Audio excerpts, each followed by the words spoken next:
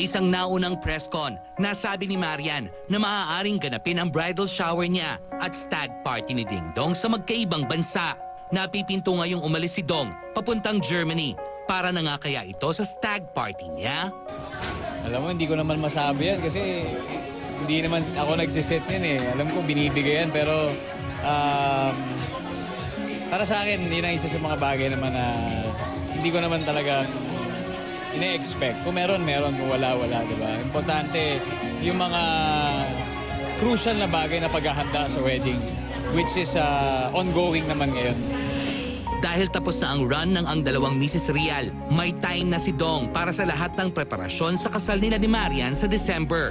Yes. So, sisiguraduhin namin na nandito man kami o wala, gumugulong na lahat ng preparasyon, lahat ng plano. Siyempre, pareho kaming hands-on dito. Talagang sinisiguro talaga namin na magiging very solemn, very personal at kumbaga, this event will really be something na maaalala namin forever. Meanwhile, dumating na sa bansa si Michael Cinco, ang world-renowned Pinoy designer na gagawa ng wedding gown ni Marian.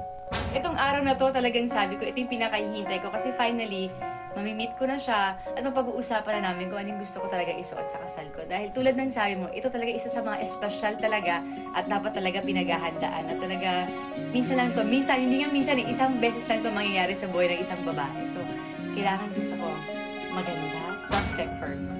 Si Michael kasi matagal ko na siyang sinusundan sa Instagram. So nakikita ko yung mga gawa niya. So doon pa lang talagang sabi ko, dream ko talaga na igawa niya ako. Na kahit nung hindi pa ako ikakasal, siya talaga yung isa sa mga paborito kong designer talaga. At sobrang unique, sobrang fresh, sobrang class. Siya talaga yan. I want her to make her beautiful and fabulous in that wedding. Wow. Habang papalapit ang araw ng kasal ng dalawa, unti-unti nang lumilitaw ang mga detalye tungkol sa masasabing showbiz event ng taon. Para sa mga gustong laging updated tungkol dito, mag-log on lang sa www.gmanetwork.com/royalwedding. At more details ng kanyang wedding preparations mamaya. Abangan sa Marian!